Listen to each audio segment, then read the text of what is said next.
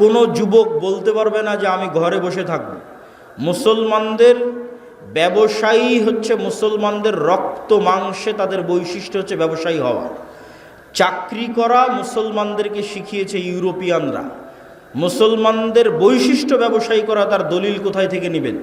যত সাহাবীর জীবনী আছে, সব সাহাবীর জীবনী খুলে দেখেন, কোনো সাহাবী, অধিকাংশ সাহাবী নিজ বাড়িতে, নিজ এলাকায়, নিজ গ্রামে, নিজ শহরে মারা যায়নি। কেননা সবাই ব্যবসা আর দিনের দাওয়াত, এই দুটাকে নিয়ে রওনা দিয়েছে। যতদূর পর্যন্ত ইসলামের খেলাফত গেছে, ততদূর পর্যন্ত তাদের ব্যবসার দিনের দাওয়াত চলতে থেকেছে। যেখানে ইসলামিক খেলাফত যায়নি, মালয়েশিয়া, ইন্দোনেশিয়া, ব্রুনাই পর্যন্ত সাহাবীদের দাওয়াত গেছে ব্যবসা আর দিনের দাওয়াত। ভারতের কেরালা, বাংলাদেশের চিটাগাং, এগুলোতে পর্যন্ত দাওয়াত এসেছে ব্যবসা এবং দিনের দাওয়াতের মাধ্যমে। কিন্তু ইউরোপীয় উপনিবেশ মুসলমানদের শিখিয়েছে তোমাদের চাকরি করতে হবে। চাকরি শব্দের অর্থ হচ্ছে চাকর থেকে চাকুরি, গোলাম থেকে গোলামি, নৌকার থেকে নৌকরি, চাকর থেকে চাকুরি। চাকুরির মধ্যে একটু হলেও গোলামের আলামত এবং স্বভাব আছে। আল্লামা ইকবাল বলেছেন, জিন্দা কৌমকা এহি হে আলামত কে বদলতি রহতি হে শুভ শাম উনকে। বলছে জীবিত কওমকে, কোন জাতিকে দেখলে বুঝবা যে এই গ্রামের মানুষ এখনো বেঁচে আছে, এই মুসলিম উম্মাহ এখনো বেঁচে আছে, বাংলাদেশের মানুষেরা এখনো বেঁচে আছে, যদি দেখো তাদের প্রতিদিনের সকাল সন্ধ্যা পরিবর্তন হচ্ছে। তাদের প্রতিদিনের সকাল সন্ধ্যা যদি পরিবর্তন হচ্ছে দেখো, তাহলে বুঝবা বেঁচে আছে। আর যদি দেখো প্রত্যেক দিন একই রকম, সকালে উঠে অফিস, অফিস থেকে বের হয়ে বাসা, সকালে উঠে অফিস, অফিস থেকে বের হয়ে বাসা, সকালে উঠে কারখানা, কারখানা থেকে বের হয়ে বাসা, যদি সেম রুটিন থাকে তাহলে বুঝবে এই জাতি মারা গেছে। কেন? মরু যাযাবর বিদয়ীন যারা মুসলমান হয়েছিল তাদের কোনো দিন সকাল সন্ধ্যা একরকম থাকতো না। ওরা আজকে এখানে 5 দিন, এখান থেকে উঠে পরের দিন রংপুর, রংপুর থেকে উঠে পরের দিন রাজশাহী, রাজশাহী থেকে উঠে পরের দিন ঢাকা। প্রতিদিন এদের সকাল সন্ধ্যা পরিবর্তন হয়। আর যারা ব্যবসায়ী, এদের কোনো দিন সকাল সন্ধ্যা এক থাকে না। আজ এই উদ্যোগ, কাল এই সমস্যা, কাল এই প্রবলেম, আজকে এই সমস্যা, আজকে এই উদ্যোগ। প্রতিদিন তাদেরকে নতুন নতুন চ্যালেঞ্জ, নতুন নতুন প্রবলেম মোকাবেলা করে ব্যবসা করতে হয়। তাহলে বুঝতে হবে এরা জীবিত আছে। ব্যবসায়ী হতেই হবে, ব্যবসায়ী হওয়ার চেষ্টা যুবক সমাজকে করতেই হবে। কেন? তার একটা দলিল দিই। আইয়ুব আলাইহিস সালাতু ওয়াস সালাম একদা গোসল করছিলেন, তখন আসমান থেকে স্বর্ণের বৃষ্টি হচ্ছে। আইয়ুব আলাইহিস সালাতু ওয়াস সালাম গোসল বাদ দিয়ে ওই স্বর্ণের বৃষ্টি, স্বর্ণ কুড়াতে গেলেন।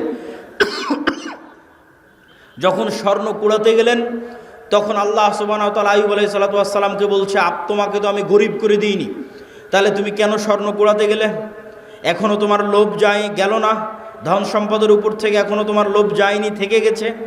তখন আইয়ুব আলাইহিস সালাতু ওয়াস সালাম উত্তরে বলছে, আল্লাহ, ধন সম্পদের উপর লোভ থেকে নয়, স্বর্ণের উপর লোভ থেকে নয়, এই যে স্বর্ণ আকাশ থেকে অবতীর্ণ হচ্ছে, এটা আপনার দয়া অবতীর্ণ হচ্ছে, এটা আপনার রহমত অবতীর্ণ হচ্ছে।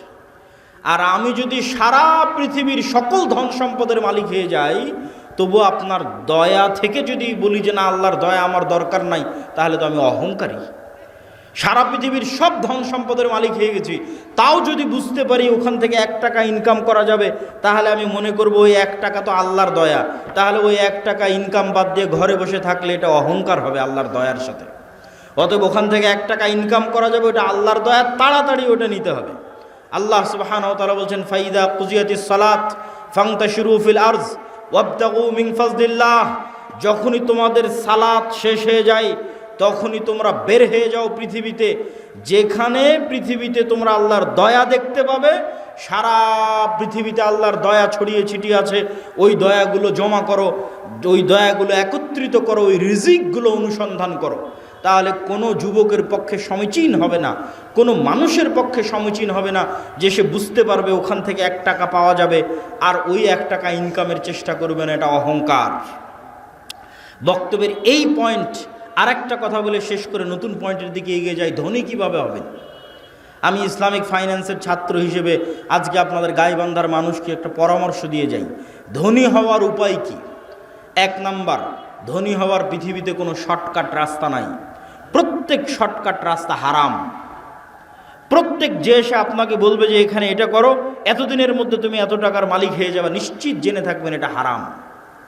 পৃথিবীতে ধনী হওয়ার কোনো শর্টকাট রাস্তা নাই, প্রত্যেক শর্টকাট রাস্তা জুয়া।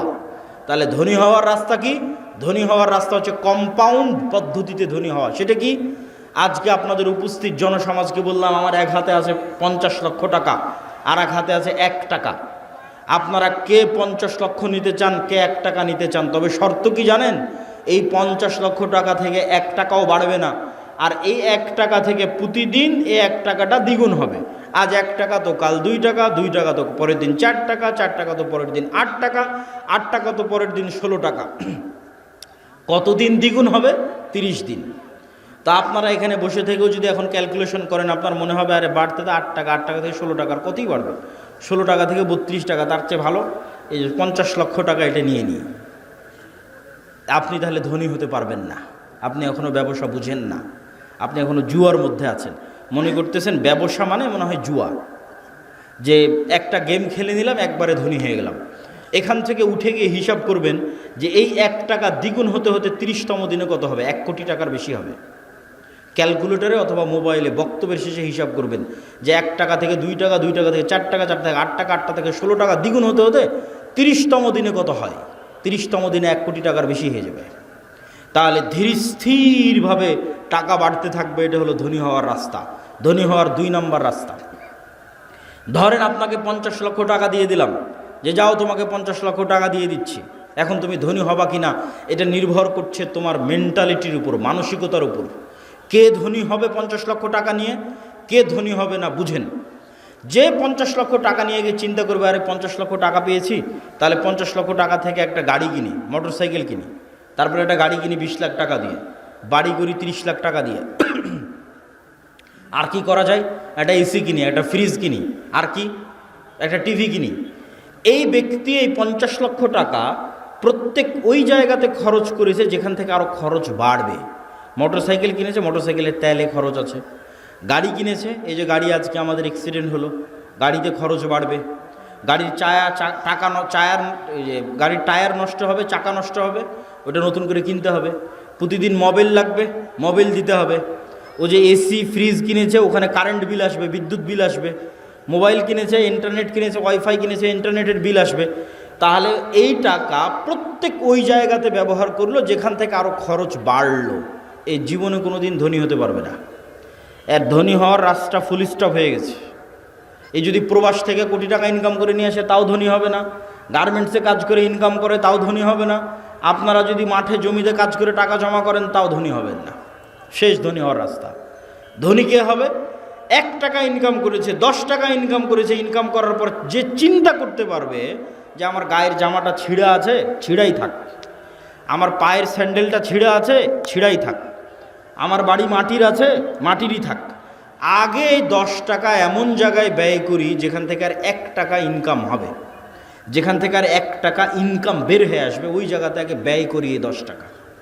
এই ব্যক্তি ধনী হয়ে যাবে। সময় লাগবে, 30 বছর সময় লাগবে, কিন্তু এই যে কম্পাউন্ড ওয়েতে আস্তে আস্তে বাড়তে বাড়তে শেষের দিকে গিয়ে কোটিপতি হয়ে যাবে দ্রুত। শেষে গিয়ে দ্রুত কোটিপতি হবে, শুরুতে অত দ্রুত হবে না, কিন্তু ওর পদ্ধতি ঠিক আছে। আর 10 টাকা ইনকাম করে বলবেন আজকে নতুন জামা লাগবে, 10 টাকা ইনকাম করে বলবেন আজকে নতুন স্যান্ডেল লাগবে, আজকে এসি ফ্রিজ লাগবে, জীবনে ধনী হবে না। যে টাকা এমন জায়গায় ব্যয় করতে পারে যেখান থেকে আবার টাকা ইনকাম হওয়ার রাস্তা তৈরি হবে, এ ধনী হয়ে যাবে, আজকে যতই গরিব থাকুক। তাহলে মুসলমানদের ধনী হওয়া ছাড়া, অর্থনৈতিক মুক্তি ছাড়া গোলামি থেকে মুক্তির রাস্তা নাই। আজকের পুরো পৃথিবী টিকেই আছে ডলারের গোলামির উপর। ভেনেজুয়েলার প্রেসিডেন্টকে হাত পা বেঁধে তুলে নিয়ে যাওয়ার কারণ কি? টাকা, তেল। আজকে মুসলমানেরা মুক্তি পাচ্ছে না কেন? ডলার ভিত্তিক অর্থনীতির গোলাম। সব IMF, ওয়ার্ল্ড ব্যাংকের কাছ থেকে লোন নিয়ে রেখেছে। সারা পৃথিবীর সকল অর্থনীতির কন্ট্রোল ইহুদিদের হাতে। তাহলে মুসলমান বলবে আমি ঘুমাবো, বসে থাকবো, ফ্রি ফায়ার পাবজি খেলবো, ব্যবসা করবে না, টাকা পয়সা ইনকাম করবে না, মুক্তি হবে? এটা অসম্ভব। ব্যবসা করতে হবে, টাকা পয়সা ইনকাম করতে হবে। আল্লাহ সুবহানাহু ওয়া তাআলা কবুল করুক, আল্লাহুম্মা আমিন। গোলামি থেকে মুক্তির জন্য 2 নম্বর করণীয় ঈমান বিল গায়বে ইয়াকিন এবং সর্বোচ্চ তাওহীদে বিশ্বাস। আল্লামা ইকবাল লিখেছেন, ये दौर अपने बराहिम की तलाश में है। আজকের যুগে মুসলমানদের মুক্তির একটাই রাস্তা, আজকে মুসলমানদের মধ্যে একজন ইব্রাহিম আলাইহিস সালাম লাগবে। নাই, ইব্রাহিম আলাইহিস সালাম নাই মুসলমানদের মধ্যে। আল্লামা ইকবাল গবেষণা করে দেখেছে, অনুসন্ধান করে দেখেছে, মুসলমানদের মধ্যে সালাত আদায়কারী আছে, রোজাদার আছে, দানবীর আছে, ইব্রাহিম আলাইহিস সালামের মতো সর্বোচ্চ তাওহীদে বিশ্বাসী নাই। আপনারা আহলে হাদিস মানুষ মনে করছেন আমরা তো কবরে যাই না, আমরা তাবিজ কবজ ব্যবহার করি না, আমরা শিরক করি না, তাহলে আমাদেরও কিসের তাওহীদে কমতি আছে? সেটা কোথায়?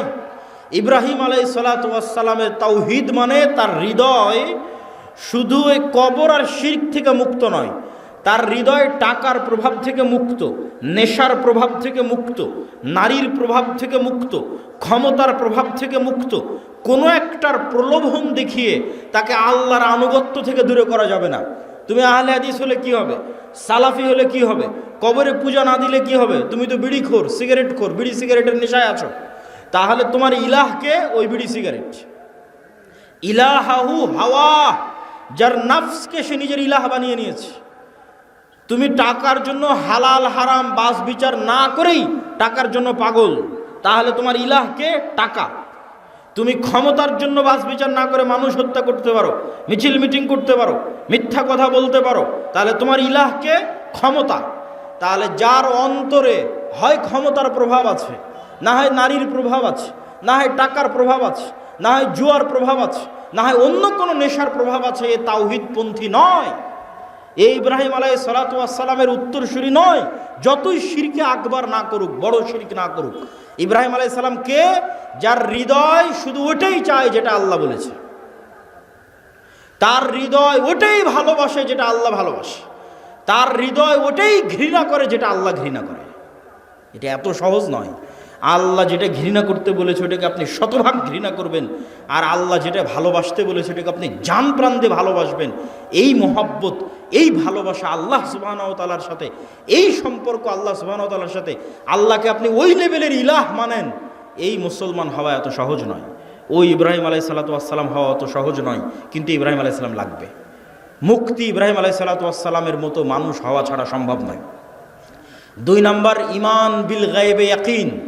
গায়েব মানে যা চোখে দেখা যায় না। আজকে এখানে আব্দুল্লাহ বিন আব্দুর রাজ্জাক উপস্থিত হয়েছে, এটা আপনারা চোখে দেখতে পাচ্ছেন, কিন্তু এখানে যে ফেরেশতারা উপস্থিত হয়েছে এটা কি দেখতে পাচ্ছেন? দেখতে পাচ্ছেন না। কিন্তু ফেরেশতারা যে উপস্থিত হয়েছে ওটাকে যেই দিন এইভাবে বিশ্বাস করতে পারবেন, যেভাবে এখন আমাকে দেখে যেটা আপনার অন্তরে যেই মাত্রার বিশ্বাস, যেখানে আব্দুল্লাহ বিন আব্দুর রাজ্জাক উপস্থিত আছে, এই মাত্রার বিশ্বাস যেই দিন হবে যে না এখানে আমার পাশে ফেরেশতারা বসে আছে, এটার নাম ঈমান বিল গায়বে ইয়াকিন। এটা হচ্ছে দেখতে পাওয়া, ভিজুয়ালাইজ করা। কবরকে আপনি দেখতে পাচ্ছেন, জান্নাতকে আপনি দেখতে পাচ্ছেন, জাহান্নামকে আপনি দেখতে পাচ্ছেন। আপনি কল্পনা করেন, আসহাবুল উখদুদের ঘটনা বলছিল তাওহীদ ভাই, ওমা নাকামু মিনহুম ইল্লা ইউমিনু বিল্লাহিল আজিজিল হামিদ, বলছে যে আগুনের মধ্যে ঢুকে যাচ্ছে। ঘটনা তো ভাই বলেছে, আমি শুধু লজিক বলি। ওদের বাড়ি আছে, ঘর আছে, বাড়ি ঘর রেখে সাক্ষাৎ আগুনের মধ্যে কিভাবে ঢুকে? একটা রাস্তা ছাড়া ওই আগুনের মধ্যে ঢুকার কোনো রাস্তা নাই। আপনি পারবো না। পারবো একটা শর্ত পূরণ করলে। সেটা কি? আসহাবুল উখদুদের ঈমান বিল গায়বে ইয়াকিন এত বেশি ছিল যে ওরা ওই আগুনের মধ্যে জান্নাত দেখতে পাচ্ছিল। ওরা আগুনে ঢোকেনি রে পাগলা, ওরা জান্নাতে ঢুকেছে। আল্লাহু আকবার। আপনি মনে করছেন আগুনে ঢুকেছে, কিন্তু ওরা তো আগুন দেখতেই পায়নি। ওরা ওই আগুনের জান্নাত দেখতে পেয়েছে। আমরা কিসে ঢুকছি? জান্নাতে ঢুকতেছি। জান্নাতকে এরকম ভিজুয়ালাইজ যতক্ষণ না করতে পারে ঢোকা সম্ভব নয়। আর ওরা যখন পেছন মুড়িয়ে নিজের বাড়ি ঘর দেখেছে তখন দেখতে পাচ্ছে। আপনি দেখছেন বাড়িতে এসি আছে, ফ্রিজ আছে, ঘর বাড়ি আছে, ছেলে মেয়ে আছে, কিন্তু ওরা যখন বাড়ির দিকে তাকিয়ে দেখেছে তখন দেখছে আর এখানে তো জাহান্নামের আগুন জ্বলছে। সত্যি দেখতে পাচ্ছে, কাল্পনিক নয়, সত্যি দেখতে পাচ্ছে। আর আমাদের বাড়ি ঘরে তো জাহান্নামের আগুন জ্বলছে, ওরে বাবারে, এখানে ফেরত যাওয়া যাবে না। আর এই আগুনের মধ্যে কি দেখতে পাচ্ছে? জান্নাত। আর এখানে তো ঢুকতে হবে। এর নাম হচ্ছে ঈমান বিল গায়বে ইয়াকিন। এই লেভেলের ঈমান যতক্ষণ পর্যন্ত অন্তত বাংলাদেশের 20% মুসলমানের না হয়েছে ততক্ষণ আপনি বলবেন যে বাংলাদেশে ইসলাম প্রতিষ্ঠা হয়ে যাবে, ইসলামী খেলাফা কায়েম হয়ে যাবে, সম্ভব নয়। আজকে যদি আপনি আমাকে বাংলাদেশের প্রধানমন্ত্রী করে দেন, আজকে ইরানের কি অবস্থা দেখেন। আমি বাংলাদেশের ক্ষমতায় গিয়ে যদি বলি বাংলাদেশ শতভাগ ইসলামী আইন বাস্তবায়ন করে দিলাম, কালকে ভারত এবং আমেরিকা মিলে অর্থনৈতিক বয়কট দিবে বাংলাদেশকে, যেমন ইরানকে দিয়ে রেখেছে। তাহলে ইরানের মানুষ মিছিল করতেছে কেন? আপনিও মিছিল করবেন কেন? অর্থনৈতিক বয়কট দেওয়ার পর ডলার আসবে না, গার্মেন্টস বন্ধ হয়ে যাবে। তাহলে গাইবান্ধার মানুষ খাবে কি? গাইবান্ধার মানুষ এখন যেই জীবনযাত্রায় অভ্যস্ত, এই মানের জীবনযাত্রা থাকবে না। বিদ্যুৎ আছে, বিদ্যুৎ থাকবে না, অল্প থাকবে, যাবে আসবে। যে কয়েকজনের বাড়িতে এসি চলছে তারা এসি চালাতে পারবে না, যে কয়েকজনের ফ্রিজ আছে তারা চালাতে পারবে না। তাহলে জীবনযাত্রার মান কমে যাবে। যখনই জীবনযাত্রার মান কমে যাবে তখন বলবে রাখো তোমার ইসলাম, আগের যেটা সেকুলার দেশ ছিল ওটাই ভালো ছিল। কখন বলবে না রাখো তোমার ইসলাম? যখন ওই আসহাবুল উখদুদের মতো ঈমান হবে, দেখতে পাবে আর এটা তো জান্নাত, এটা তো জাহান্নাম, এটা যেদিন দেখতে পাবে। এই লেভেলের ঈমান ছাড়া আপনি বাংলাদেশের সবচেয়ে পরহেজগার মানুষকে যদি রাষ্ট্র ক্ষমতায় বসিয়ে দেন, ও রাষ্ট্রে ইসলাম প্রতিষ্ঠা করতে পারবে না। বাংলাদেশের মানুষও ওকে টেনে নামাবে যে তুই ক্ষমতায় থাকলে আমরা খেতে পাই না, টেনে নামাবে। কিন্তু যখন মনে করবে যে আমি খেতে পাচ্ছি না, এটাই কোরআনের ওই আয়াত, আম হাসিবতুম আন তাদখুলুল জান্নাহ ওয়ালাম্মা ইয়াতিকুম মাসালুল লাযিনা খালাউ মিন ক্বাবলিকুম মাসাতহুমুল বাসা ওয়াদ দাররা ওয়া যুলজিলু হাত্তা ইয়াকুলার রাসূল ওয়াল লাযিনা আমানু মাআহু মাতা নাসরুল্লাহ। দুনিয়ার মানুষ, জান্নাত কি তোমাদের নানির বাড়ি? জান্নাত কি তোমাদের মামার বাড়ি? আল্লাহ বলছেন আম হাসিবতুম আন তাদখুলুল জান্নাহ, মনে করে নিলার জান্নাতে চলে গেলা, অথচ তোমাদের অতীতে যারা চলে গেছে তারা যে পরিমাণ কষ্ট সহ্য করেছে, তারা যে পরিমাণ আল্লাহর পরীক্ষার মুখোমুখি হয়েছে, সেই পরিমাণ পরীক্ষা দুঃখ কষ্ট তোমরা কিছুই ভোগ করনি, আর বলছো জান্নাতে চলে যাব? সম্ভব নয়। সম্মানিত উপস্থিতি, ঈমান বিল গায়বে ইয়াকিন। গায়েব মানে না দেখা জিনিসকে দেখতে পাওয়া। চোখ বন্ধ করলে আপনি দেখতে পাচ্ছেন যে কবরে কি হয়, জান্নাতে কি হয়, এটা দেখাও সহজ। দু একটা সহজ বুদ্ধি বলে দিই, কেমনে দেখতে পাবেন। আল্লাহ প্রত্যেক স্তরে পরের স্তরের আলামত দিয়ে রেখেছে। আমরা এখন দুনিয়ার স্তরে আছি, এর পরের স্তর কবরের স্তর। তো প্রত্যেক দিন দুনিয়াতে আমরা কবর দেখতে পাই, আল্লাহ দেখার ব্যবস্থা করে দিয়েছে। সেটা হচ্ছে ঘুম। আপনি যখন ঘুমাতে যান তখন দোয়া পড়েন, আল্লাহুম্মা বিইসমিকা আমুতু ওয়া আহইয়া। আল্লাহ তোমার নামে ঘুমাতে যাচ্ছি। জি না, যদি হতো আল্লাহ তোমার নামে ঘুমাতে যাচ্ছে, তাহলে আরবি হতো আল্লাহুম্মা বিইসমিকা আনামু ওয়া আইকাজ। তাওহীদ ভাই আছে, বুঝতে পারতেছে? আরও যারা আরবি বুঝবে তারা বুঝতে পারবে। তাহলে তখন দোয়ার অর্থ কি হবে? যে আল্লাহ তোমার নামে ঘুমাতে যাচ্ছি, তোমার নামে ঘুম থেকে উঠবো। কিন্তু আল্লাহ দোয়া বানিয়েছে আল্লাহুম্মা বিইসমিকা আমুতু, আল্লাহ তোমার নামে মরতে যাচ্ছি, ওয়া আহইয়া, তোমার নামে মরা থেকে জীবিত হব। এবার সকালবেলা কি দোয়া শিখিয়েছে? আলহামদুলিল্লাহ ইল্লাযী আহইয়ানা বা'দামা আমাতানা। কি আশ্চর্য! বলে আল্লাহ মরে গেছিলাম রাতের বেলা, মরা থেকে এখন জীবিত হলাম। বা'দামা আমাতানা, মৃত্যুর পর। আল্লাহ রাতে মৃত্যু সংগঠিত হয়ে গেছিল, মৃত্যুর পর সকালবেলা তুমি জীবিত করে দিয়েছো। এটা হলো দোয়া। তাহলে প্রত্যেক দিন আমরা কবরে যাচ্ছি, প্রতি রাতে যখনই ঘুমাই তখনই কবরে যাই। ওটাই বারজাখের জীবন। বারজাখী জীবন ওই রকমই, কাছাকাছি। সেটার স্বাদ আল্লাহ সুবহানাহু ওয়া তাআলা দেন। যদিও রুহের পার্থক্য ভেদে বারজাখী জীবন এক একজনের এক এক রকম হবে। যেমন যারা শহীদের রুহ, এরা পাখি হিসেবে জান্নাতে উড়বে, তাদের খাবারের ব্যবস্থা থাকবে।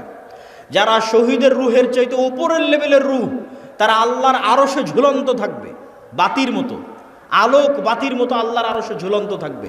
যারা তাদের চাইতেও টপ লেভেলের রুহ, নবীদের রুহ, তো নবীরা আরও টপ লেভেলের লাইভ জীবনযাপন করবে বারজাখে। লাইভ মুসা আলাইহিস সালামের সাথে সাক্ষাৎ হচ্ছে, মসজিদে আকসায় নামাজ পড়তেছে মুহাম্মদ সাল্লাল্লাহু আলাইহি ওয়াসাল্লামের পিছনে, ইব্রাহিম আলাইহিস সালামের সাথে সাক্ষাৎ হচ্ছে। সবাই তো মরে গেছে, সবাই তো বারজাখী জীবনে আছে, কিন্তু নবীদের রুহ আরও আপার কোয়ালিটি, ওদের বারজাখী জীবনের ধরন আরও ভিন্ন, আরেকটু লাইভ। আর সাধারণ মুসলমানের রুহ ইল্লিয়িনে থাকবে যদি মুমিন হয়, আর কাফের, মুশরিক, ফাসিক, মুনাফিক হলে সিজ্জিনে থাকবে। এবার যখন চলে গেছে ইল্লিয়িনে, যখন চলে গেছে বারজাখী জীবনে, ওখান থেকে এবার জাহান্নাম দেখা যাবে প্রতিদিন, ওখান থেকে এবার জান্নাত দেখা যাবে প্রতিদিন। যেমন দুনিয়াতে প্রতিদিন কবর দেখা যাচ্ছে, প্রতিদিন ঘুমাচ্ছি, প্রতিদিন কবরে যাচ্ছি। এবার যখন কবরে চলে যাব, মানে চিরন্তন ঘুমে চলে যাব, তখন প্রতিদিন জান্নাত দেখব, জাহান্নাম দেখব। যে জাহান্নামের অধিকারী সে জাহান্নাম দেখবে, যে জান্নাতের অধিকারী ওই জান্নাত দেখবে। এবার কিয়ামত হওয়ার পর তখন সেখানে বাস্তবে প্রবেশ করবে। সম্মানিত উপস্থিতি, এগুলো বারজাখী জীবন। ঠিক কিয়ামতকে ভিজুয়ালাইজ করতে পারতে হবে, জান্নাতকে ভিজুয়ালাইজ দেখতে চোখ বন্ধ করলে যেন জান্নাত দেখা যায়। আপনার কাছে চিরন্তন চিরস্থায়ী আনন্দ কোনটা? আজকে আপনার বাপ মা ভাই বোন সবার সাথে বিচ্ছেদ হয়ে গেল, আপনার বাবা মারা গেছে, দাদা মারা গেছে, তাদের সাথে আর জীবনে কোনো দিন দেখা হবে না, এটা অনেক কষ্টের। আর যদি মনে করেন না আবারও এই গাইবান্ধা, এই শাখাহাতি, এই বালুয়ার গ্রামে যদি আমার বাবা মা ভাই বোন সবাইকে নিয়ে একসাথে থাকতে পারতাম, বিশাল বাড়ি হতো, আর যদি কোনো দিন মৃত্যু না হতো, সবাই যদি একসাথে মিলেমিশে আনন্দে কাটাতে পারতাম, তাহলে এই স্বপ্ন জান্নাতে পূরণ হবে। তাহলে জান্নাতে আসল জীবন, দুনিয়ার জীবন জীবন নয়। আমরা এই যে ঢাকা থেকে রওনা দিয়ে আপনার এই শাখাহাতিতে যতক্ষণ অপেক্ষা করতেছি, রুহের জগৎ থেকে সফর শুরু হয়ে জান্নাতে যাওয়া পর্যন্ত দুনিয়ার সময় অতটুকু। আমি এই যে আধা ঘন্টা আগে এসেছি, আর আধা ঘন্টা পর এখান থেকে বের হয়ে যাবো, 1 ঘন্টা সময় যতটুকু, রুহের জগৎ থেকে সফর শুরু হয়ে জান্নাতে যাওয়ার পর্যন্ত এই দুনিয়ার 60 বছরের জীবন ততটুকু, বাস্তবেও ততটুকু। কিয়ামতের মাঠে মানুষ উঠে বলবে, আরে দুনিয়াতে তো আমরা একদিন ছিলাম। বাস্তবেও আপনি এখন কল্পনা করে দেখেন যে আপনার গত 30 বছর চোখের পলকে পার হয়ে গেছে। মনে হবে আরে কয়দিন ছিলাম আমি দুনিয়াতে। ঠিক যখন মরার সময় কাছে চলে আসবে 60 বছর, তখনও মনে হবে আরে 2-1 দিনের মধ্যে সময় তো পার হয়ে গেল। এই একই অনুভূতি কিয়ামতের মাঠে যখন উঠবেন, ধরো দুনিয়াতে তো ছিলামই না, 1 দিন কি 2 দিন ছিলাম দুনিয়াতে। এটাই আল্লাহ বলে যে দুনিয়ার জীবন 1 ঘন্টার সমান, আধা ঘন্টার সমান। শুধু ধৈর্য ধরলেই হয়, একটু ধৈর্য ধারণ করলেই হয়। আল্লাহ সুবহানাহু ওয়া তাআলার কাছে পৌঁছার জন্য প্রস্তুত থাকার চেষ্টা করতে হবে। এটা ঈমান বিল গায়বে ইয়াকিন, এটা ছাড়া মুসলমানদের মুক্তি হবে না। আর 2টা কাজ করতে হবে মুসলমানদেরকে। টাকা ইনকাম করার কথা বলেছি, আরও 2টা কাজ আছে। 1, নেতা হওয়ার জন্য 2টা শর্ত পূরণ করতে হবে। সত্যবাদিতা, ন্যায়পরায়ণতার শর্ত, শিক্ষা এবং জ্ঞানের শর্ত। বুঝেন, আল্লাহ সুবহানাহু ওয়া তাআলা এই পৃথিবীকে যেই ফাংশনের উপর ডেভেলপ করেছে, এই ফাংশন সবার জন্য সমান। এই যে মোবাইল, এই মোবাইলের যেখানে চাপ দিলে লাইট জ্বলবে, এখানে যদি আমি চাপ দিই তাও লাইট জ্বলবে। এখানে ডোম চামার ম্যাথর মুচি হিন্দু বৌদ্ধ খ্রিস্টান সে চাপ দেয় তাও লাইট জ্বলবে, কেননা ওটা ওইভাবেই ফাংশন করা আছে। তো আল্লাহ এই পৃথিবীকে কিছু সিস্টেমের উপর ডেভেলপ করেছে। এখানে কিছু বাটন আছে, যেই সমস্ত বাটনে চাপ দিলে পরের রেজাল্ট বের হয়ে আসে। তো আল্লাহ তার নিজের তৈরি করা নিয়ম ভাঙ্গে না, খুব কম ভাঙ্গে। আল্লাহ আগুনকে তৈরি করেছে পোড়ানোর জন্য। ওই যে আসহাবুল উখদুদ, ওরা কত তাকওয়াবান পরহেজগার, ওরা আগুনের মধ্যে ঢুকে গেছে, আগুন পুড়িয়ে দিয়েছে। আগুন বলেনি যে এরা আল্লাহওয়ালা মানুষ, এদের পুড়াবো না। আল্লাহ তরবারিকে তৈরি করেছে কাটার জন্য। আল্লাহর নবী চাচা হামজা পর্যন্ত কেটে গেছে তরবারিতে। তরবারি বলেনি আরে এটা তো হামজার শরীর কাটবো না, না, নিয়ম নিয়ম। আল্লাহ খুব কম সময় নিয়ম ভাঙে। শুধুমাত্র ইব্রাহিম আলাইহিস সালামের সময় নিয়ম ভেঙেছে। আগুনকে বলছে, আগুন কুলনা ইয়া নারু কুনি বারদাম ওয়া সালামান আলা ইব্রাহিম, তোমার কাজ পোড়ানো, তবে আজকে নয়। কিন্তু সাধারণত আল্লাহ নিয়ম ভাঙে না। তাহলে আল্লাহ পৃথিবীকে তৈরি করেছে একটা নিয়মের উপর। সেই নিয়মটা হচ্ছে যে জ্ঞান এবং শিক্ষার বাটনে চাপ দিবে, ও অটোমেটিক শক্তিশালী এবং নেতা হয়ে যাবে। এটার উপর পৃথিবী দাঁড়িয়ে আছে। পৃথিবীর ফাংশনের মধ্যে একটা ফাংশন, যে জ্ঞান এবং শিক্ষা অর্জন করবে ও অটোমেটিক শক্তিশালী হবে, নেতা হবে।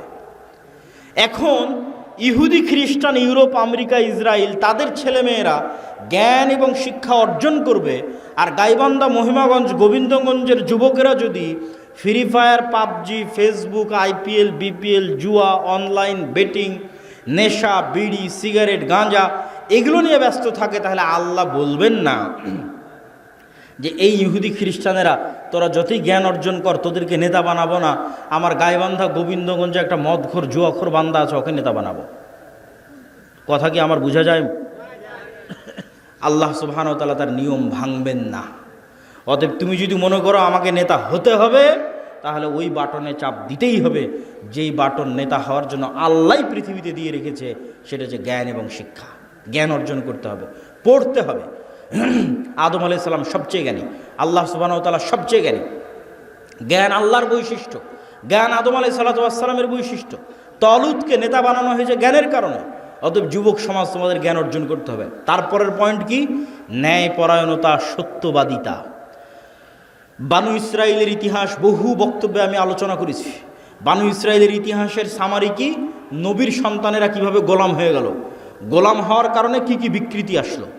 এই যে এক্ষুনি ইউসুফ আলাইহিস সালামের গল্প বললাম, ইব্রাহিম, ইসহাক, ইয়াকুব, ইউসুফ, তাদের ছেলেরাই বানু ইসরায়েল।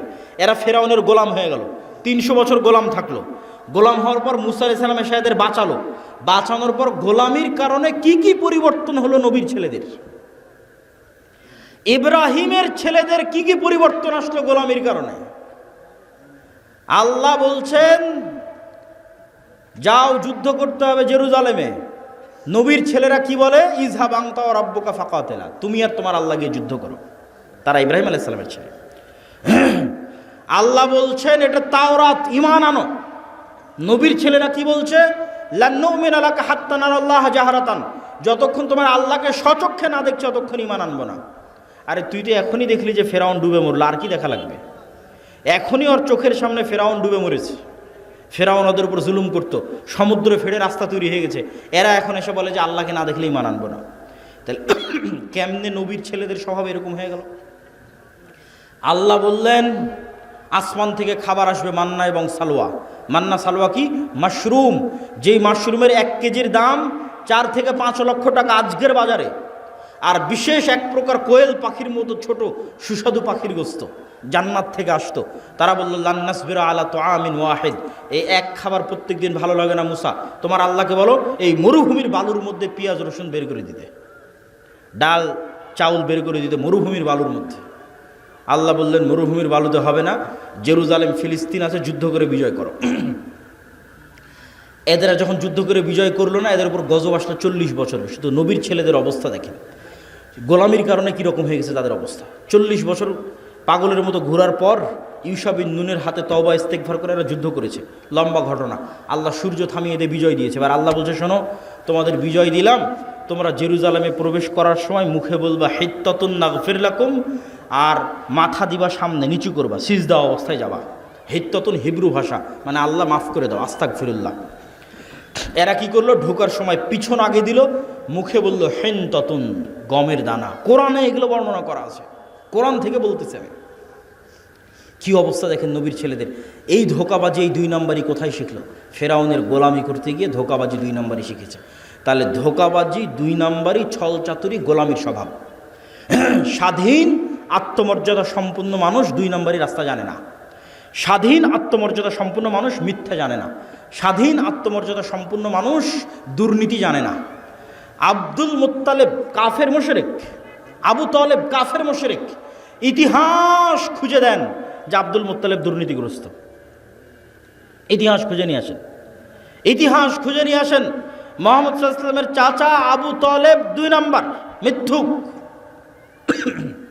কঠিন আছে, খুঁজে নিয়ে আসা কঠিন আছে। কেন? আব্দুল মুত্তালেব, আবু তালেব এরা কাফের মুশরিক, হলো ইসমাইলের সন্তান।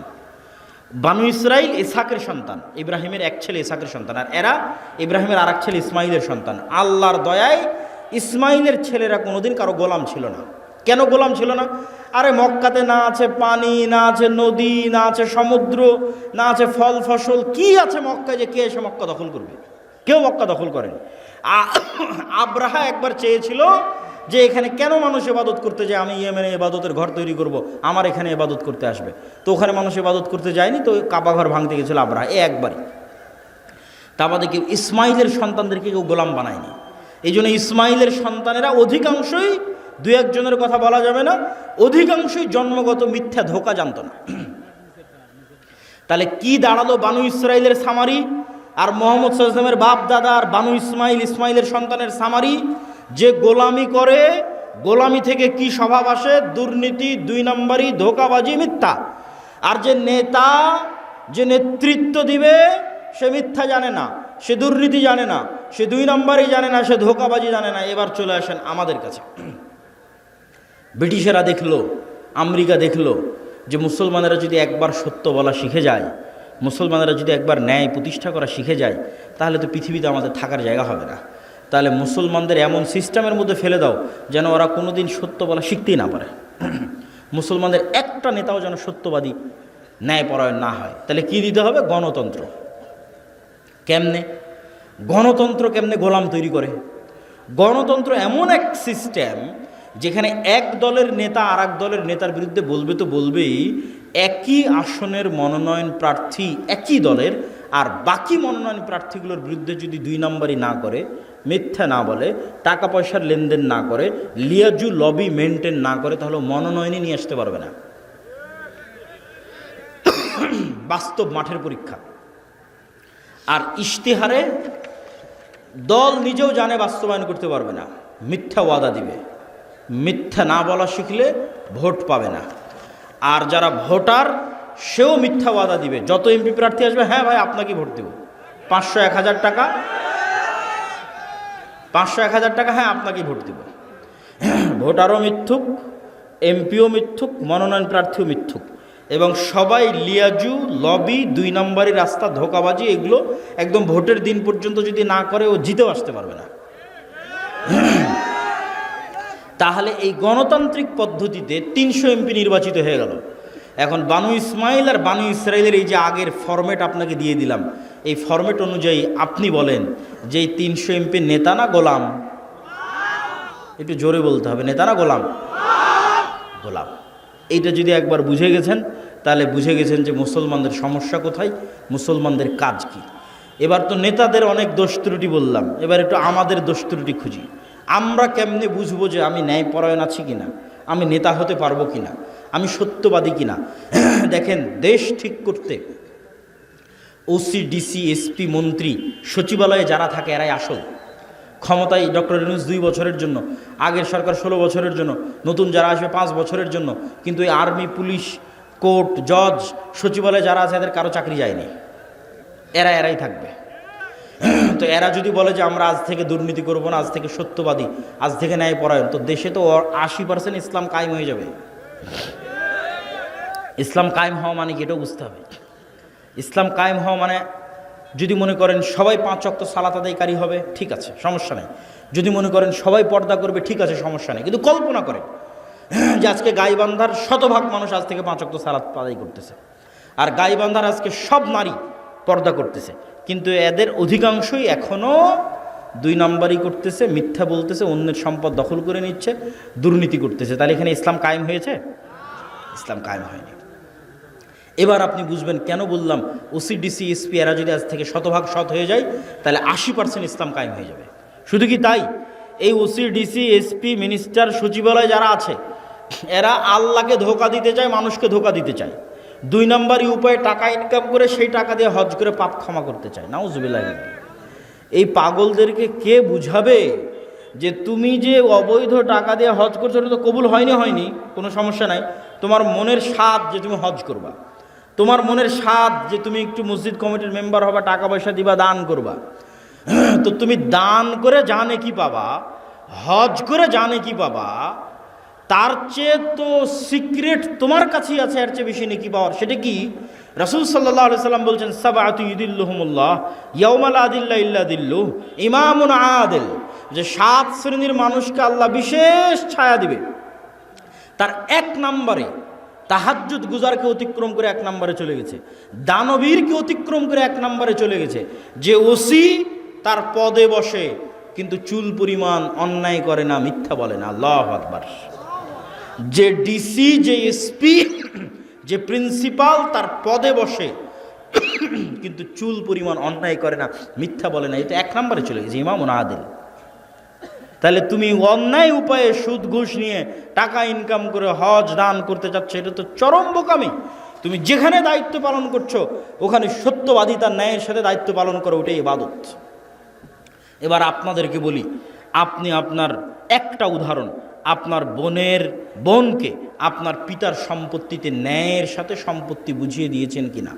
যদি হ্যাঁ হয় তাহলে আপনার নেতা হওয়ার সম্ভাবনা আছে, যদি না হয় তাহলে আপনার মধ্যে বানু ইসরাইলের গোলামির স্বভাব বিরাজ করতেছে, আপনি গোলাম, আপনার পরবর্তী 14 প্রজন্ম গোলাম। নেতা হতে চাইলে আগে নিজেকে ন্যায়পরায়ণ হতে হবে, যে না, আমার বাবা যা জমি দিয়ে গেছে আমি আজকেই ন্যায়ের ভিত্তিতে আমার বোন যা পায় সেটা আমি বুঝিয়ে দেব। আমি কি আমার স্ত্রীর সাথে ন্যায় করি, আমি কি আমার বাপ মায়ের সাথে ন্যায় করি, আমি কি আমার ছেলে মেয়ের সাথে ন্যায় করি। এইভাবে যখন ন্যায় প্রতিষ্ঠার চ্যালেঞ্জে আন্দোলন তৈরি হবে যে আমরা ন্যায় প্রতিষ্ঠা করব সমাজের রুট লেভেল থেকে টপ লেভেল পর্যন্ত, এমনি রাষ্ট্রে ইসলাম কায়েম হয়ে যাবে, 80% ইসলাম কায়েম হয়ে যাবে, এবং এরাই নেতা হবে। এখান থেকে নেতৃত্বের শুরু হবে। ওসমান হাদি, যাকে গুলি করে হত্যা করা হয়েছে, সে নির্বাচিত কোনো এমপিও নয়, সে বড় কোনো দলের নেতাও নয়, তার কোনো লাখ লাখ কর্মী বাহিনীও নাই, তাহলে তাকে গুলি করে হত্যা করা হলো কেন? এইটার ক্ষমতা, এটা দেখে আপনি বুঝবেন যে সত্যবাদিতার ন্যায়পরায়ণতার ক্ষমতা কি। সত্যবাদিতা এবং ন্যায়পরায়ণতা থাকলে মানুষ যে আসল নেতা হয়, মানুষ যে প্রকৃত নেতা হয়, তার প্রমাণ হচ্ছে ওসমান হাদি। এই রকম যুবক লাগবে। আজকের বক্তব্যে যতগুলো পয়েন্ট তুলে ধরেছি, একটা একটা করে পয়েন্ট আপনারা মিলান। 1 নাম্বার, যার ঈমান বিল গায়বে ইয়াকিন আছে। 2 নাম্বার, যার শতভাগ তাওহীদ আছে। 3 নাম্বার, যে টাকা পয়সায় গরিব ফকির নয়, ব্যবসায়ী। 4 নাম্বার, যে জ্ঞানে ভালো জ্ঞান, উচ্চ ডিগ্রি জ্ঞান অর্জন করে এসেছে। 5 নাম্বার, যে সত্যবাদী ন্যায়পরায়ণ, জ্ঞানকে বিক্রি করে না, টাকাকে অন্যায় উপায়ে লাগায় না। এই রকম যদি 500 যুবকও তৈরি হয়, তাহলে এই 500 যুবকই বিপ্লব তৈরি করে ফেলতে পারবে, শুধু বাংলাদেশে নয়, সারা পৃথিবীতে। ইনশাআল্লাহ বলেন ইনশাআল্লাহ। তবে হ্যাঁ, এই রকম যুবকদের উপর বিপদ নেমে আসবে, যেমন আসহাবে কাহাফের উপর বিপদ নেমে এসেছিল। বাঁচার রাস্তা, তার জন্য 2টা সিক্রেট থিওরি বলে আজকের বক্তব্য শেষ করব। 2টে আল্লাহর সাহায্য পাওয়ার মাধ্যম। আল্লাহর সাহায্য ছাড়া বিজয় হয়নি, হবে না, হয়নি, হবে না। আল্লাহর সাহায্য লাগবে। আল্লাহর সাহায্য পাওয়ার 1 নম্বর উপায় সালাত, 2 নম্বর উপায় জিকির। সালাত কি? আজকে এখানে বসে বক্তব্য দিচ্ছি, আমেরিকায় বসে মানুষ লাইভ দেখতেছে, ইংল্যান্ডে বসে লাইভ দেখতেছে, ঢাকায় বসে লাইভ দেখতেছে। তো এই যে ইন্টারনেটের মাধ্যমে, মোবাইলের মাধ্যমে 1000 কিলোমিটার দূর থেকে আমার সাথে তারা লাইভ কানেক্টেড হয়েছে। অনলাইন কোর্সে জুম অ্যাপের মধ্যে, গুগল মিটের মধ্যে পাসওয়ার্ড দিয়ে যখন 1000 কিলোমিটার দূরে থাকা ছাত্র 1000 কিলোমিটার দূরে থাকা শিক্ষকের সাথে কানেক্টেড হয় লাইভে এবং ক্লাস নেয়, মুখোমুখি হয়। সালাত এমন এক প্রযুক্তি যা 7 আসমানে থাকা, আরশে থাকা, রব্বুল আলামিনের সাথে জমিনে থাকা আল্লাহর সৃষ্টি মানুষের মধ্যে লাইভ কানেক্টেড করে দেয় সালাত। আল্লাহু আকবার। আমি আল্লাহর নবীর হাদিস আপনাদের সহজবোধ্য করে অনুবাদ করলাম। হাদিস আল্লাহর নবীর, যে বান্দা যখন সালাতে দাঁড়ায় তখন আল্লাহ সুবহানাহু ওয়া তাআলা বান্দার মুখোমুখি হয়ে যায়। বান্দার চোখ যখন সিজদার দিকে থাকে, কলব যখন কানেক্টেড থাকে, তখন বান্দার সাথে আল্লাহ সুবহানাহু ওয়া তাআলা মুখোমুখি। এই সালাত আমার এবং আপনার বাঁচার রাস্তা। সালাত ছাড়া বাঁচার রাস্তা নেই।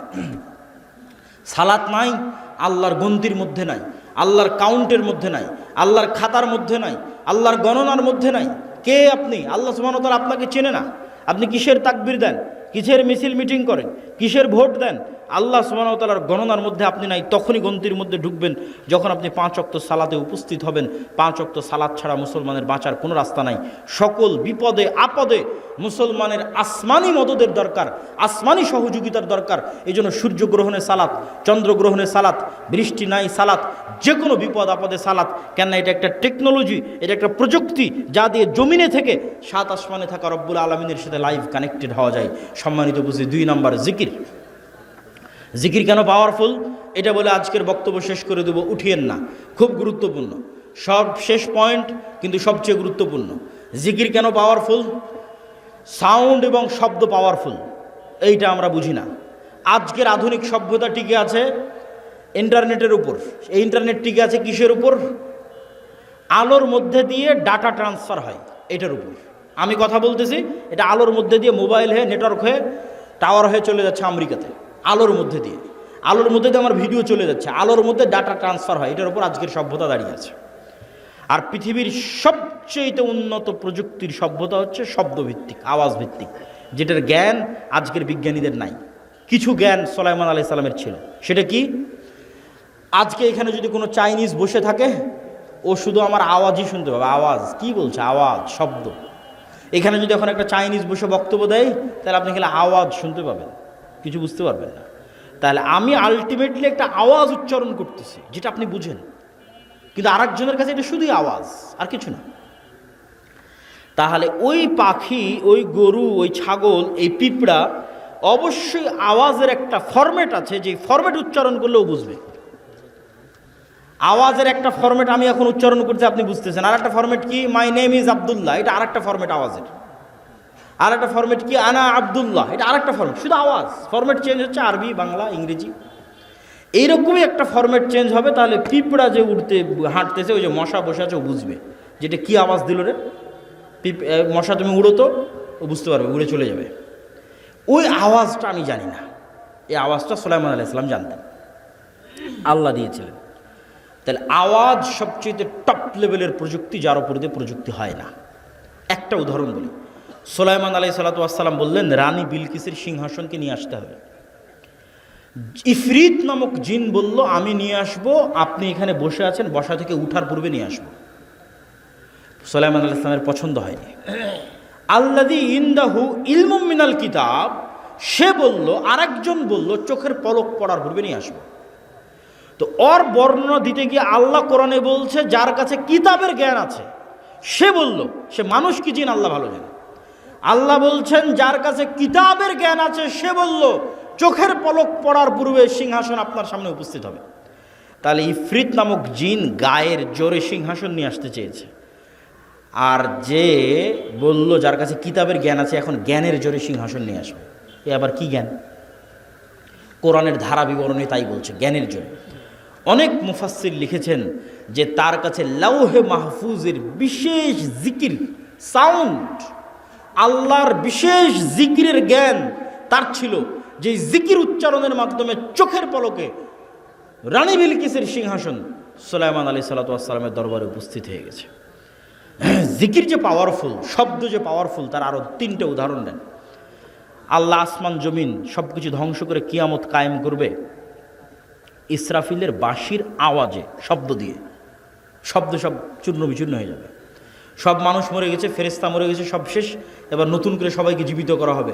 তখনও ইসরাফিলকে তৈরি করে ইসরাফিলের বাঁশির আওয়াজ দিয়ে সবকে কবর থেকে উঠানো হবে, আওয়াজ, সাউন্ড। 3 নম্বর দলিল, যেটিতে বক্তব্য শেষ করে দেবো, আল্লাহ সুবহানাহু ওয়া তাআলা বলছেন ইউসাব্বিহু লিল্লাহি মা ফিস সামাওয়াতি ওয়া মা ফিল আরজ, আসমান এবং জমিন এবং তার মধ্যে যা কিছু আছে, এই পোস্টার এটাও আওয়াজ করে তাসবিহ পাঠ করতেছে, এই টিস্যু এটাও আওয়াজ করে তাসবিহ পাঠ করতেছে, গায়ের জামা, উপরের প্যান্ডেল, নিচের মাটি, লাইট, ক্যামেরা যা আছে সব আওয়াজ করে তাসবিহ পাঠ করতেছে। সে আওয়াজ আমি শুনতেছি না, যেমন পিঁপড়ার চলার আওয়াজ আমি শুনতে পাই না, কিন্তু পিঁপড়ার চলার আওয়াজ 10 কিলোমিটার দূরে থাকা হাতিও শুনতে পাবে, আমি শুনতে পাই না। তাহলে এই সবগুলো থেকে তাসবিহ বের হচ্ছে। শুধু কি এটাই না, রাসূল সাল্লাল্লাহু আলাইহি সাল্লাম বলছেন এরা শুধু তাসবিহ বলতেছে না, এরা তাসবিহ বুঝে। কিভাবে? মুয়াজ্জিন যখন আজান দেয় তখন মুয়াজ্জিনের আজান যতদূর পর্যন্ত যায় ততদূর পর্যন্ত জীব জন্তু, জড়বস্তু, জড় পদার্থ, কীট পতঙ্গ, পঙ্গপাল যা আছে সব মুয়াজ্জিনের আজান বুঝে ওই আজানের পক্ষে কিয়ামতের মাঠে সাক্ষী দিবে। আল্লাহু আকবার। তাহলে পুরো পৃথিবীটাই টিকে আছে তাসবিহের উপর, পুরো পৃথিবীটাই টিকে আছে জিকিরের উপর। আপনি চোখ বন্ধ করলে যখন এটা দেখতে পাবেন, যখন এটা বুঝতে পারবেন, তখন বুঝবেন জিকির কত পাওয়ারফুল। তাহলে বলেন সালাতের চেয়েও পাওয়ারফুল? জি না, কথা ওঠে নয়, সালাতও জিকির। আল্লাহ কোরআনে বলছেন আকিমিস সালাত লিযিকরি, সালাত পড়ো জিকিরের জন্য। আসলে 24 ঘন্টা আল্লাহর জিকির করা উচিত, কিন্তু 24 ঘন্টা তো তোমরা পারো না, শয়তান তোমাদের পিছে লেগে থাকে। তো অন্তত 5 বার তো আল্লাহকে স্মরণ করো 24 ঘন্টার মধ্যে, এটা ফরজ। এটা যদি না করো তাহলে তোমার সাথে আল্লাহর কোনো সম্পর্ক নেই। মাস সালাম। যে কাল দিনে রাতে 24 ঘন্টায় 5 বার আল্লাহকে স্মরণ করতে পারে না, ওর সাথে আল্লাহর কোনো সম্পর্ক নেই। আল্লাহকে স্মরণ করার জন্য সালাত নির্ধারিত ফরম্যাটে দেওয়া আছে, আরও বেশি মজবুত, আরও বেশি পাওয়ারফুল করার জন্য। পুরো সালাতের প্রত্যেক ফরম্যাটে জিকির আছে। যখন আমরা কোরআন পড়ি তখন জিকির। কোরআন কি জিকির? যদি বুঝেন যে আল্লাহর আওয়াজ, আল্লাহর সাউন্ড, যদি বুঝেন আওয়াজ এবং সাউন্ড পাওয়ারফুল, তাহলে একটু কল্পনা করেন কোরআন এটা কার আওয়াজ, এটা কার সাউন্ড? আল্লাহর। জিবরাইল আলাইহিস সালাতু ওয়াস সালাম আল্লাহ সুবহানাহু ওয়া তাআলার নিকট থেকে, লাউহে মাহফুজ থেকে, জিবরাইল আলাইহিস সালাতু ওয়াস সালামের নিকট থেকে মুহাম্মদ সাল্লাল্লাহু আলাইহি ওয়াসাল্লাম। এই জন্য তাজবিদের গুরুত্ব আছে। আপনার কোরআন পড়াটা যেন এমন হয় যেমন ভাই মুহাম্মদ সাল্লাল্লাহু আলাইহি ওয়াসাল্লাম পড়তেন। তাহলে মুহাম্মদ সাল্লাল্লাহু আলাইহি ওয়াসাল্লামের পড়াটা জিবরাইলের মতো, জিবরাইলের পড়াটা আল্লাহ সুবহানাহু ওয়া তাআলার মতো, আল্লাহর আওয়াজ। আল্লাহু আকবার, আল্লাহু আকবার। মুসা আলাইহিস সালাতু ওয়াস সালামের লাঠির চেয়ে পাওয়ারফুল জিনিস মুসলমানদের কাছে আছে, সেটা হচ্ছে আল্লাহর আওয়াজ, আল্লাহর শব্দ। এই জন্য এটা সর্বশ্রেষ্ঠ জিকির। আফজালুজ জিকির তিলাওয়াতুল কোরআন। সম্মানিত উপস্থিতি, তাহলে কি দিয়ে আপনি বাঁচবেন? নেতা হতে চান, ইসলামী বিপ্লব করতে চান, 2টা জিনিস লাগবে, সকাল সন্ধ্যার জিকির, 5 ওয়াক্ত সালাত, পারলে রাতেরও সালাত। আল্লাহ সুবহানাহু ওয়া তাআলা আমাদেরকে আজকের বক্তব্যের উপর আমল করার তৌফিক দান করুক, আল্লাহুম্মা আমিন। আজকের বক্তব্য পুরোটাই লিখিত আকারে আল্লাহর পথে যাত্রা বইয়ের মধ্যে আছে, যেটা আজকে আমাদের সাথে একটা গাড়িও আসতে পারিনি, গাড়ি অ্যাক্সিডেন্ট করার কারণে। এই জন্য আজকে বই পুস্তক আছে কিনা আমি জানি না, তবে না থাকলে আপনারা সংগ্রহ করার চেষ্টা করবেন। এই আল্লাহর পথে যাত্রা বইটা প্রত্যেক মসজিদ, মাদ্রাসা, স্কুল, কলেজ, লাইব্রেরিতে দৈনিক অন্তত 1 পৃষ্ঠা করে হলেও পড়া উচিত। মহিমাগঞ্জ কামেল মাদ্রাসাতেও অন্তত 1-1.5 পৃষ্ঠা করে পড়া উচিত, বাস্তবায়ন করা উচিত। পাঠচক্র সকল মসজিদ মাদ্রাসা, আল্লাহর পথে যাত্রা আর মাসিক আল ইতিসাম। এই বলে আমি আমার আজকের বক্তব্য শেষ করছি। প্রশ্ন উত্তর আপনারা ধীর স্থিরভাবে থাকেন, তাড়াহুড়া করার কিছু নাই। শাইখ সালাম নেবেন। আমার প্রশ্ন হলো, সালাতে যদি কোনো ব্যক্তি সূরা কেরাত মুখ এবং যদি ঠোঁট বন্ধ থাকে তাহলে এটা পড়া হলো না, এটাকে পড়ার মধ্যে ধরা হয় না। ঠোঁট নড়তে হবে, জিহ্বা নড়তে হবে, আওয়াজ হোক অথবা না হোক। শায়েখ সালাম নেবেন। আমার প্রশ্ন হলো, এই শীতকালে আমাদের এলাকায় প্রায় সকল মসজিদে ফজর সালাতের আজান ওয়াক্ত শুরু হওয়ার অন্তত 20-30 মিনিট পূর্বে দেওয়া হয়। এইটা যদি দেওয়া হয় তাহলে অবশ্যই সংশোধন করার চেষ্টা করতে হবে। এখন তো আধুনিক যুগ, মোবাইল অ্যাপস সব জায়গায় নির্ধারিত সময় দেওয়া আছে কখন সুবে সাদেক হচ্ছে। কোনো ব্যক্তি ব্যাংকে টাকা রেখে কিছু সুদসহ মূলধন ফেরত পেয়েছে, উক্ত সুদের টাকা গ্রাহক নিতে ইচ্ছুক, তবে কি তিনি উক্ত টাকা কোনো অনিচ্ছুক নিকট আত্মীয় এতিমকে দান করে দিতে পারবেন? মানুষকে দিয়েন না, জনকল্যাণমূলক কাজে নেকির আশা ছাড়া ব্যয় করে দেন। সেটা যেমন ব্রিজ, কালভার্ট, টয়লেট, বাড়িঘর, এগুলো খাওয়ার মধ্যে দিয়েন না। শায়েখ, আমি বিভিন্ন সমস্যার সম্মুখীন, এমন অবস্থা বেশি বেশি দান করতে পারছি না। এমত অবস্থা একটা আমল শিখিয়ে দিন যা বিপদ থেকে রক্ষা করবে। সকল আমলকে কভার দিতে পারে জিকির। সকল আমলের কভার দিতে পারবে জিকির। যারা দান করতে পারতেছে না তার দানের নেকিও পাবে জিকির দিয়ে। হজ উমরায় যেতে পারতেছে না টাকার কারণে, তারা হজ উমরার নেকি পাবে জিকির দিয়ে। সিজদায় সব ধরনের দোয়া পাঠ করা যাবে কি ফরজ সালাতে? প্রথমত সালাতে আরবি ছাড়া অন্য কোনো দোয়া পড়া উচিত নয়, এটা 1 নাম্বার। 2 নাম্বার, ফরজ সালাতে তো একদমই সম্ভব নয়। 3 নাম্বার, এমন কোনো সমস্যা নাই যেই সমস্যার বিপরীতে মুহাম্মদ সাল্লাল্লাহু আলাইহি ওয়াসাল্লাম এবং আল্লাহর পক্ষ থেকে আরবিতে দোয়া নাই, এরকম এমন কোনো সমস্যা নেই। তাহলে ওই বাক্যটা আপনি উচ্চারণ করলেন যেই বাক্যটা ওহির মাধ্যমে এসেছে। আপনি নিজে বানিয়ে যেটা বলবেন এটা কত পাওয়ারফুল হবে বলেন? আর যেটা ওহির মাধ্যমে এসেছে, আল্লাহ কবুল করেছে, লা ইলাহা ইল্লা আনতা সুবহানাকা ইন্নী কুনতু মিনাজ জালিমিন, এটাকে আল্লাহ একবার কবুল করেছে।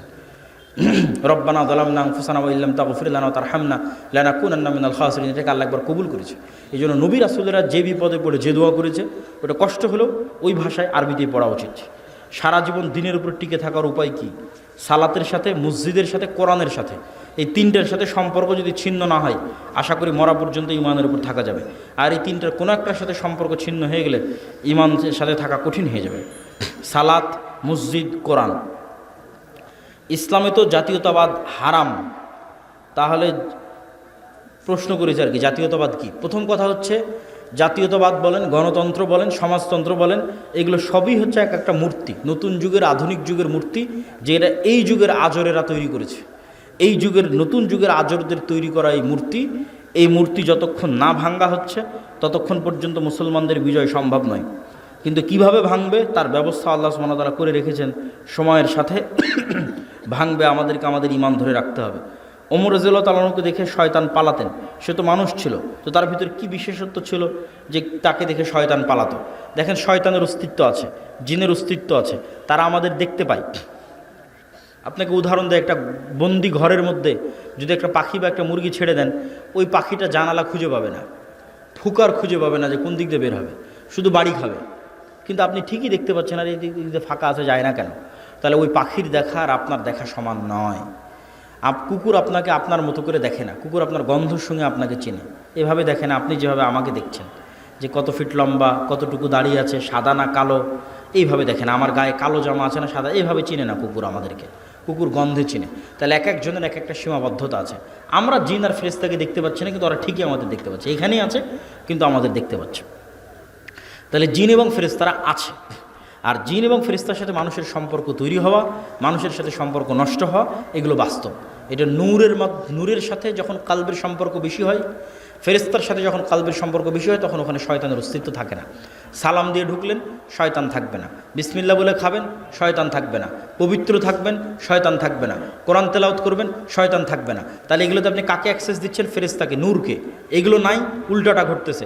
সালাম দিয়ে ঢোকে না, কোরআন পড়ে না, নামাজ পড়ে না, পবিত্র থাকে না, সালাত আদায় করে না, তার উপর আবার বাড়িতে ছবি আছে, মূর্তি আছে, বাড়িতে কুকুর আছে। তাহলে ওখানে কি আছে? শয়তান আছে।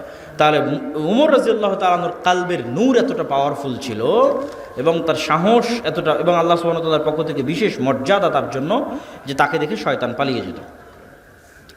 আমি একজন জার্নালিস্ট, আমার প্রশ্ন হলো, প্রতিবেশী বলতে যে বাড়ির পাশে বাস করে সে, না যে তার পছন্দের মসজিদের সাথে সম্পৃক্ত সেখানকার মুসল্লিরা সবাই প্রতিবেশী? আপনার সদ্য লেখা আল্লাহর পথে যাত্রা, এটা আল্লাহর পথে যাত্রা বইয়ের মধ্যে আলহামদুলিল্লাহ ওই রকমের কোনো বড় ভুল ত্রুটি নাই। কিছু হয়তো হাদিসের নাম্বার বা ইত্যাদি সংলগ্ন কিছু থাকতে পারে। তো সেগুলো আমাদের কিছু সংশোধনী চলতেছে, বাট মৌলিক আলোচনায় কোনো ভুল ত্রুটি নাই। কী জন্য? এই বইটা সরাসরি সালাফে সালেহিনদের বইয়ের সারমর্ম। মানুষ হয়তো পড়ে মনে করবে যে আমি আমার ব্রেন থেকে বইটা বের করলাম কিনা, না, এরকম কিছু না। এই বইয়ের মধ্যে কোন কোন বইয়ের সারমর্ম আছে বলে দিই। বিশেষ করে আল্লামা ইবনুল কাইয়িম রাহিমাহুল্লাহর বলা যায় 4-5টা বইয়ের সারমর্ম আছে। আদ-দা ওয়াদ দাওয়া, আল ওয়াবিলুস সাইয়্যিব, ঠিক আছে। জিকিরের উপর ইবনুল কাইয়িম রাহিমাহুল্লাহর যে বই, অন্তরের সুস্থতা অসুস্থতার উপর তার যে বই, তাকদীরের উপর তার যে বই শিফাউল আলিল, এই বইগুলোর সারমর্ম আছে। ঠিক আকীদার উপর যে বইগুলো আরবিতে লেখা হয়েছে, কিতাবুত তাওহীদ, কিতাবুত তাওহীদের সারমর্ম আছে। আল্লাহর নামের ব্যাখ্যা ইবনুল কাইয়িম রাহিমাহুল্লাহ যা যা লিখেছেন সেগুলোর সারমর্ম আছে। তারপরে শেখ সালেহ আল উসাইমিন তিনি আল্লাহর নামের উপর যে বই লিখেছেন সেটার সারমর্ম আছে। তারপরে ইমাম গাজ্জালির ইহিয়া উলুমউদ্দিন, সেই ইহিয়া উলুমউদ্দিন বইয়ের সারমর্ম আছে। এরকম সালাফে সালিহিনের লেখা বিভিন্ন বইয়ের সারমর্ম এই বইয়ের মধ্যে আছে। এটা আমার নিজের পক্ষ থেকে লেখা নয়, মানে সরাসরি আমার নিজের আবিষ্কার, এরকম নয়। মুসলিম কি অন্য ধর্মের লোককে বিয়ে করতে পারবে যদি আহলে কিতাব হয় এবং মুশরিক না হয়? আজকের যুগের আহলে কিতাবেরা বেশিরভাগই মুশরিক। এই জন্য আজকের যুগের আহলে কিতাবদের সাথে বিবাহকে সকল আলেম ওলামার মতে জায়েজ নয়, বেশিরভাগ মুশরিক হওয়ার কারণে। তবে কোনো আহলে কিতাব যদি পাওয়া যায় সে আহলে কিতাব মুশরিক নয়, তাহলে বিবাহ করা যেতে পারে। আর মুসলমানদের সাথে তো যাবেই, বাকি মুশরিকদের সাথে কোনো মতেই যাবে না। আমি যদি কোরআন ও সহিহ হাদিস মেনে চলি তাহলে আমি নিজেকে মুসলিম বলতে পারি না। আহলুল হাদিস না বললে কি সমস্যা আছে? যদি সমস্যা না থাকে তাহলে আপনারা আহলুল হাদিস পরিচয় দেন কেন? এটা আসলে সমস্যা না সমস্যার বিষয় নয়। বাতিল ফেরকা যদি তৈরি না হতো এই নামগুলো জীবনও আসতো না। শিয়ারা তৈরি হওয়ার কারণে, খারেজিরা তৈরি হওয়ার কারণে সাহাবীরা আহলুস সুন্নাহ নামটা ব্যবহার করতেন। আর সাহাবীদের মধ্যে আগে থেকে মুহাজির আনসার এই নামগুলো প্রচলিত ছিল। তারই ধারাবাহিকতায় আরও অনেক নাম পরবর্তীতে এসেছে, তার মধ্যে আহলুল হাদিসও একটি নাম। রাসূল সাল্লাল্লাহু আলাইহি ওয়াসাল্লাম নবুয়তের আগেই তো ওনার বুক চিরে শয়তানের অংশ বের করা হয়, বুকে ঈমান ও হিকমা দেওয়া হয়। নবুয়তের পর হালিমার পশু ফসলে বরকত দেওয়া হয়।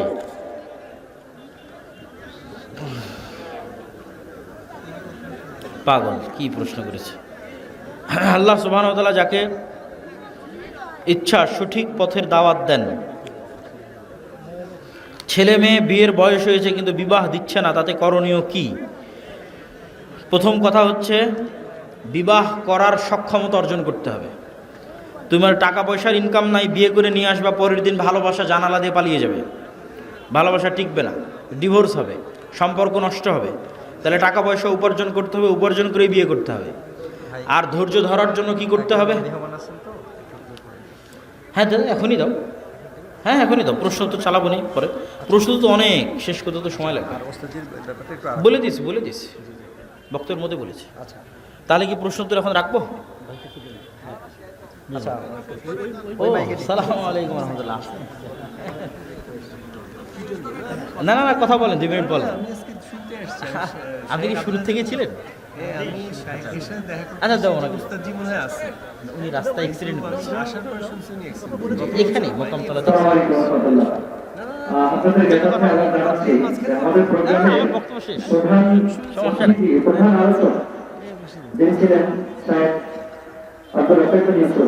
তিনি আসার জন্য অলরেডি আমাদের মোকামতলা পর্যন্ত আসছিলেন।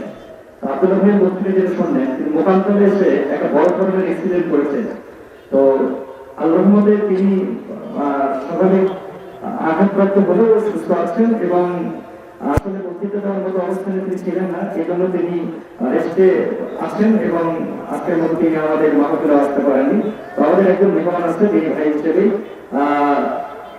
যারা স্বাধীন কায়দা লিখন, তিনি আপনাদের সামনে কিছুক্ষণ কথা বলবেন, আপনারা একটু শুনে ধৈর্য সহকারে শুনবেন। জি প্রধান আলোচকের পরে আলোচনা চলে না। না না না কোনো সমস্যা নেই, আমি তো আলোচনা শেষ করে ফেলেছি।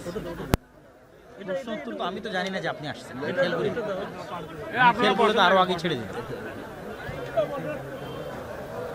আপনার দাঁড়াননি কেন সবগুলো? একটু বসেন, আপনারা একটু বসেন।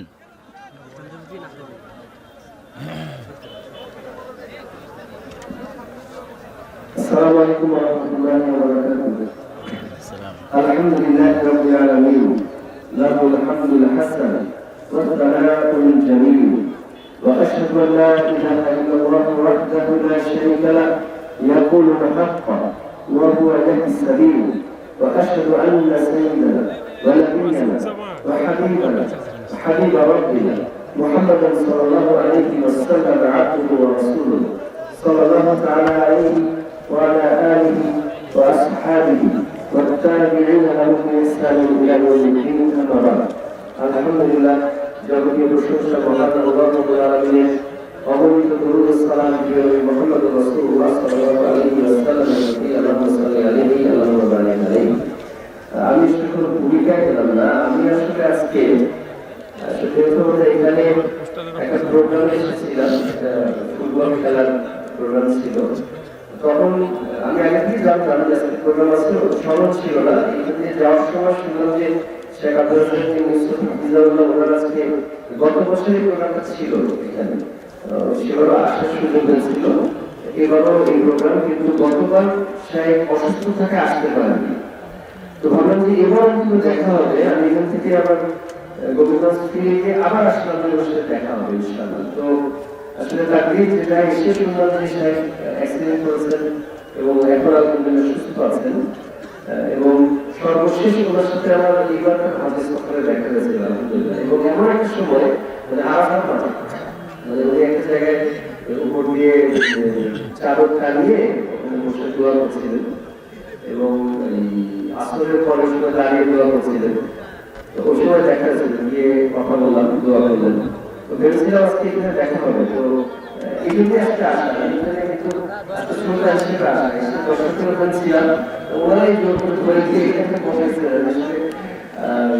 সবাই তো প্রধান আলোচকের পরে বক্তব্য চলে না আপনার ক্ষমা করবেন তো যেহেতু কথা আসছে একটা কথা বলে যেতাম এই ধরনের মাতৃগুলো যেখানে আমরা তো আসলে রাজনীতি করি আমাদের অনেক সমস্যা অনেক কথা সরাসরি বলা যায় না বদলানোর সমস্যা একটা জিনিস বলে দেখেন এটা দাওয়াতের একটা মান তাই না আল্লাহ সুবহানাহু ওয়া তাআলা কি বলেছেন ওয়ামান আহসানু কাওলান মিম্মান দাআ ইলা আল্লাহ তার থেকে উত্তম কথা কার হতে পারে যে আল্লাহ থেকে মানুষকে ডাকে ওয়া আমিলা সালিহান এবং নিজেও নেক আমল করে যাকে আবার শুধু দেখে বসে থাকে নিজেও করে এরপরে সামাজিক গতিতে কি কথা আসা কথা যে আল্লাহ থেকে মানুষকে ডাকে নিজেও নেক আমল করে সে সফলতা হবে তার আমল কবুল করা হবে এই ধরনের কথা তো স্বাভাবিক গতিতে আসে তাই না আল্লাহ সুবহানাহু ওয়া তাআলা এই কথা বলেন না উনি বলেন ওয়াকালা ইন্নাহি মিনাল মুসলিমিন এবং সে বলে আমি মুসলিমদের অন্তর্ভুক্ত আচ্ছা বলতে পারি যে আল্লাহ থেকে মানুষকে ডাকে নিজেও নেক আমল করে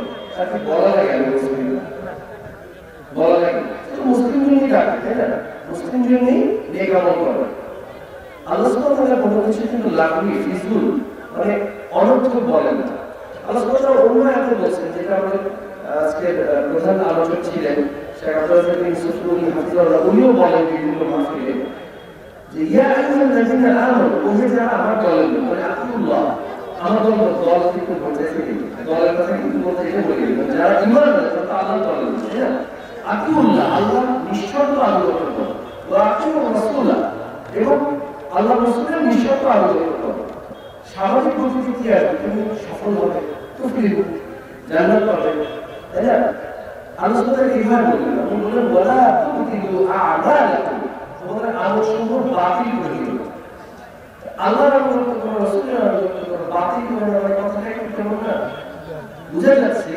যে আমাদের আল্লাহ এবং আল্লাহর রাসূলের আনুগত্য ঠিক না সে আমলটা বাতিল বিষয় হলো রাসূল বলেছেন মান আমিলা আমালান এটা একটা আমল করলো লাইসা আলাইহি আমরুনা তার উপর আমাদের অনুমোদন সিলমো হবে আমাদের কি আমাকে হোয়াটসঅ্যাপে নক আদেশ নেই এখন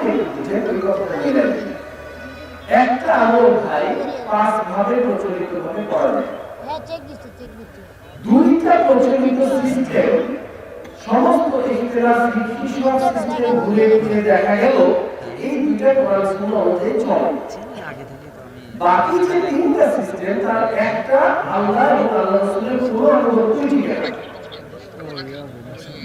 চতুর্থ সিস্টেমটা আল্লাহর আনুগত্য ঠিক আছে রাসূল সাল্লাল্লাহু আলাইহি ওয়াসাল্লামের আনুগত্য ঠিক আছে পঞ্চম সিস্টেমটা আল্লাহ আল্লাহ দুইটা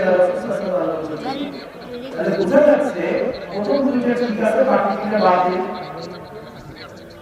আমি তো রাজনীতি করে একটু বেশি বলা যাচ্ছে না, এখানে যে মহলটা বোঝা যাচ্ছে সমাজটাকে ইশারায় কাটিয়ে একটা কথা বলে বুঝতে যাবে। আল্লাহ রাসূল সাল্লাল্লাহু আলাইহি ওয়াসাল্লাম যদি হায়াত যতদিন ছিল, সালাম ফিরানোর পরে একবার তার উরুর মধ্যে হাতটা এইভাবে বাড়ি করতেন প্রতি ওয়াক্তে। ওয়াল্লাহি আল্লাহর কসম, ওয়াল্লাহি আল্লাহর কসম, ওয়াল্লাহি আল্লাহর কসম, কিয়ামত পর্যন্ত সালাম ফিরানোর পরে এইভাবে বাড়ি না দেওয়া পর্যন্ত সালাত কবুল হতো না। যদি সেটা ইবাদতের মধ্যে থাকে, খুব বেশি বলা যাচ্ছে না। কেন? আল্লাহ রাসূল করেছেন, আমরা কেন জানি না, উনি করেন। বুঝতে হবে ইসলাম মানে আত্মসমর্পণ করে, সেখান থেকে মুসলিম। মুসলিম মানে যে আত্মসমর্পণ করে। ওই যে বাকি তিনটা পদ্ধতি একটা আমলের, যেটাতে একটাতে আল্লাহ রাসূলের কারো অনুমতি থেকে না, আরেকটাতে একজনের থেকে আরেকজনের থেকে না, বাকি দুইটা থেকে। সেগুলো খুব মজা লাগে আমার কাছে। মানুষ অনেক ভালো লাগে, কিছু পাওয়া যায়, কিন্তু আমি ওই দুইটাকে নিয়ে বাকি দুইটাকে ছেড়ে দিলাম।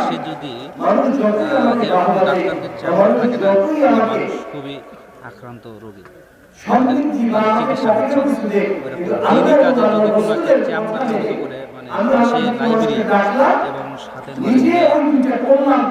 কিছু আলেম থাকে তারা হতাশা হয়ে বা কোনো কারণে যারা জানে না ওখানে গেল, এরকম কি করা যায়?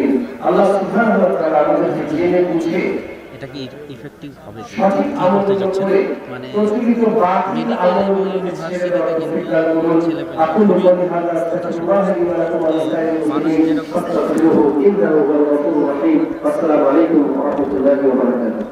এটা অ্যানাউন্স করে দাও। ওটা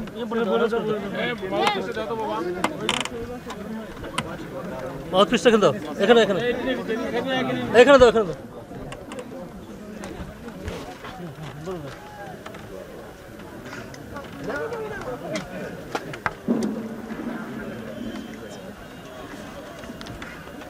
আসসালামু আলাইকুম ওয়া রাহমাতুল্লাহ।